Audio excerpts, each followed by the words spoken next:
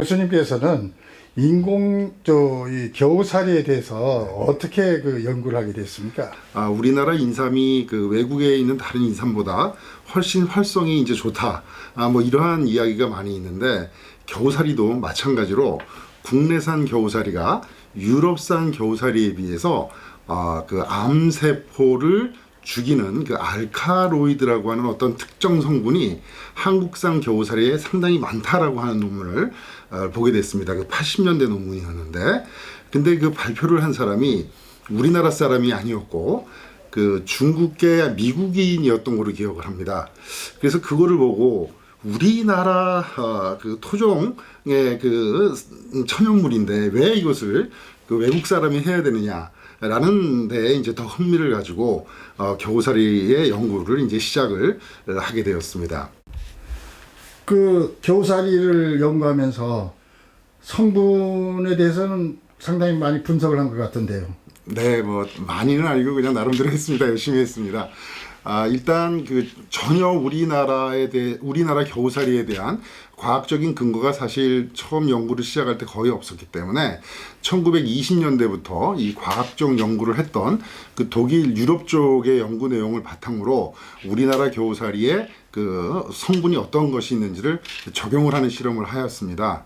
이미 유럽에서는 1970년대 중후반 이후에 겨우살이 성분 중에 렉틴이라고 하는 당과 반응하는 특정 단백질의 활성 성분이라고 렉틴이라고 우리가 보통 이야기를 하고 있는데, 이 렉틴 성분이 주 활성 성분이라는 것을 이미 이제 이론화 다 받아들이고 이론적으로 받아들이고 있는 그러한 상황이었습니다. 우리나라 겨우살이에 대한 과학적인 근거는 아까 말씀드렸던 것처럼 알카로이드 성분에 대한 연구만 있었기 때문에 우리나라 겨우살이에도 아마 렉틴이 분명히 존재할 것이다 라고 해서 렉틴 분석을 실시하였습니다. 그 결과 우리나라 겨우살이에서도 렉틴 성분이 다량 함유되어 있는 것을 일단 확인할 수가 있었고요.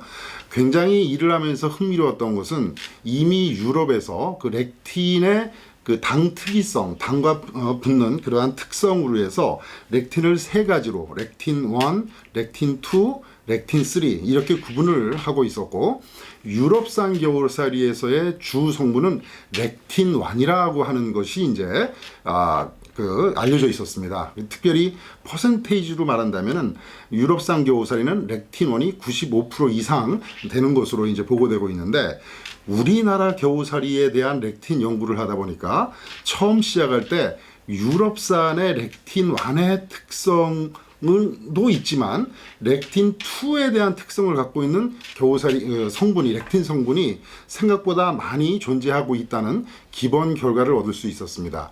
따라서 이 렉틴에 대한 분석을 좀 더 자세하게 하기 위해서 여러 가지 이제 실험 방법을 적용을 해서 이제 실시를 해본 결과, 우리나라에서는 렉틴 1도 존재하지만 렉틴 1에 비해서 어떠한 활성적인 측면에서 최소한 10배에서 50배 정도 높다고 알려진 렉틴 2 성분이 우리나라 겨우살이에 존재한다 하는 것을 확인할 수가 있었고, 그것을 우리가 논문으로 써서 전 세계적으로 알릴 수가 있었습니다.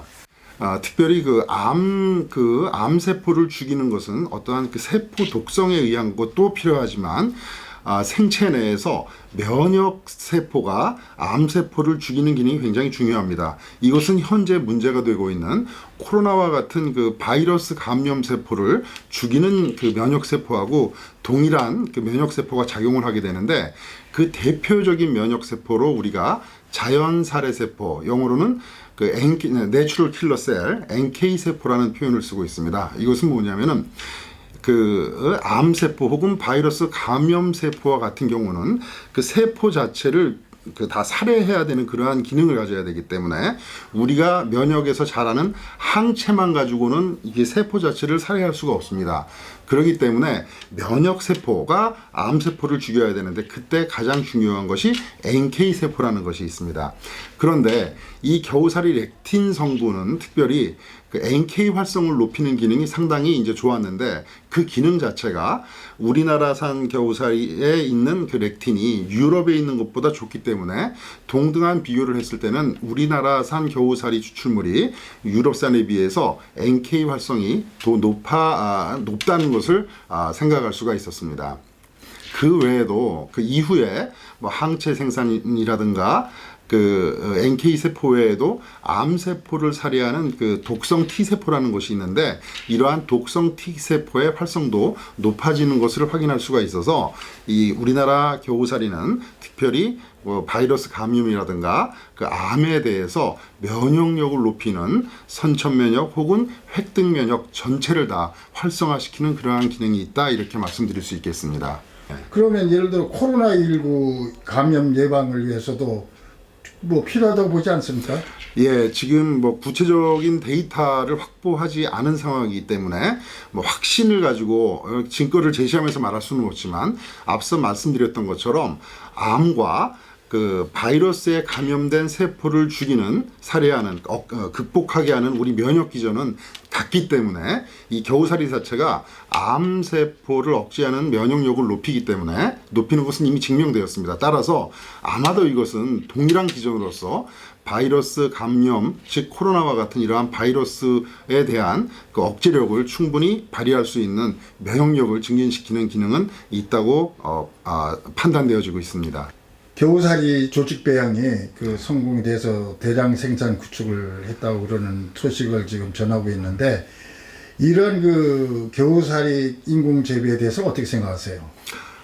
저는 정말 놀랍습니다. 뭐 예를 들어서 제가 고향이 강원도 양양인데 박사학위를 받을 때 그 고향에서 겨우살이를 채취를 해서 이제 사용을 했는데 지금 고향에 가도 그 겨우살이가 거의 없습니다. 뭐 물론 이제는 막 따지도 못합니다만은 따고 싶어도 없는 실정입니다.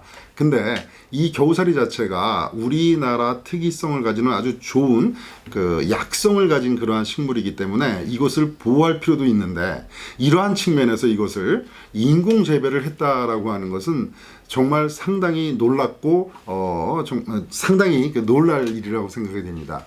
학위 과정 중에 개인적으로 이 겨우살이 인공 재배에 대한 그러한 것을 한번 실험해 보려고 뭐 새가 겨우살이 열매를 먹고 이 변이 나와서 뭐 나무에 붙어 가지고 발화가 된다 그래서 개인적으로 몇 번 시도를 했는데 저는 한 번도 성공을 한 적이 없었습니다. 그런데 이번에 뭐 정말 수십 년간의 그 연구 결과를 거쳐 가지고 이렇게 정말 우수한 겨우살이가 인공 재배되었다는 사실은 정말 이러한 것을 공부하는 학자로서 정말 감탄하고 감사하게 생각합니다. 정말 대단하신다라는 말씀을 드리고 싶습니다. 만약에 이 인공 재배한 그 겨우살이를 활용한다면 어떻게 생각하세요?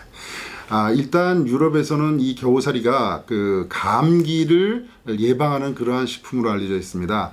이 감기라는 것은 단순하게 우리가 면역력이 좀 저하가 됐을 때 감기가 이제 오는 거 아니겠습니까? 그러니까 어떤 날은 감기 기운이 있는데 자고 나니까 감기가 없어졌는데 어떤 날은 자고 일어났더니 감기가 심해지는 것은 이 그 면역 세포의 그 활성 정도가 상당히 감기를 제압하는데 이제 중요한 요소가 되는데 이 겨우살이 자체를 우리가 투여를 먹을 경우에는 면역력 자체가 조금 올라가 있는 상태이기 때문에 기본적으로는 감기 예방을 할 수가 있고 두 번째 모든 질병이 염증으로부터 유래가 되는 원인이 되는 것이 많은데 염증을 억제하는 그러한 기능이 있기 때문에 여러 성인병들을 억제할 수 있는 그러한 그 기능이 있다고 봅니다.